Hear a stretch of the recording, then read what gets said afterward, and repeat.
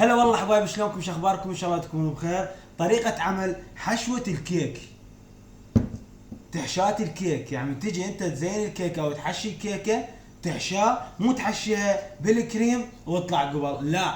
هاي الحشوة ما مطروقة على التيك توك، خلاص الله شاهد علي، حشوة كلش طيبة. اللي يجربها راح يقول لي الف رحمة على والديك. شنو الحشوة؟ كريم، كريم مال كيك، نونتيلا، يعني تقريبا نونتيلا خاشوقه مثل هاي، نونتيلا خاشوقه وحده، ونجي عليه اللي هي كريمة الفستق الحلبي، كريمة الفستق الحلبي او التوفي، او التوفي. هاي كلش طيبة وبها طعم الله شاهد، يعني ما ينوصف.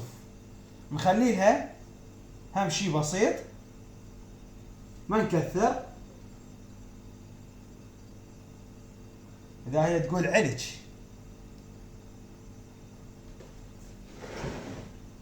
هاي الوصفة باعوا يا حبايبي، كريم، نونتيلا، الحشوة، الفستق الحلبي. شو نسوي لها هسه؟ نخلطهن سوا.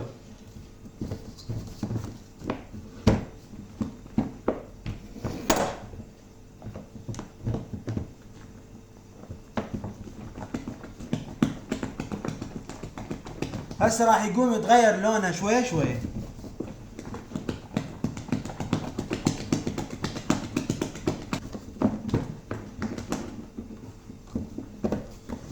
باع شلون لونها صار؟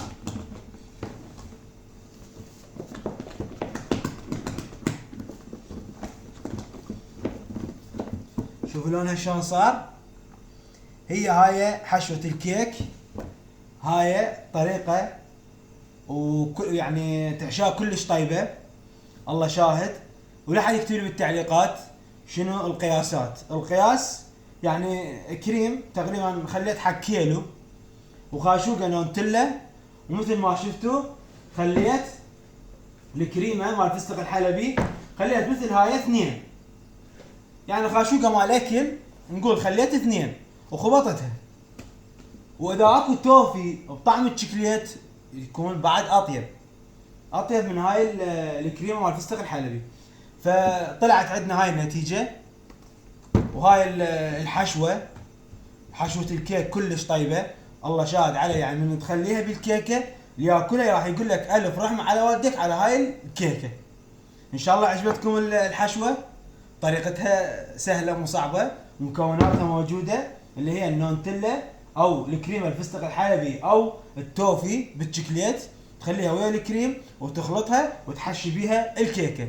ان شاء الله عجبتكم الطريقة، ومع السلامة.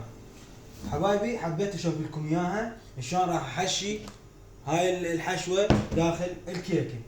مثل ما تشوفون هاي الحشوة خليها هنا داخل الكيكة،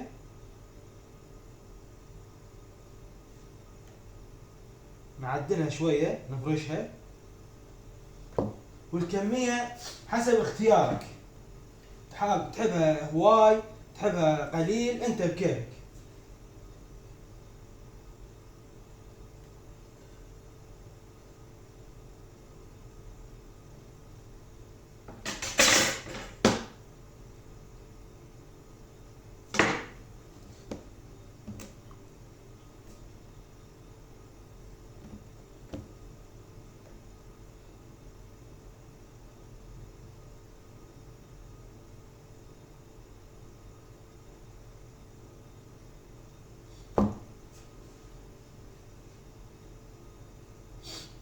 هي هاي حشوة الكيكة اللي قلت لكم عليها طريقتها، مثل ما شفتوها نحشي بيها داخل الكيك.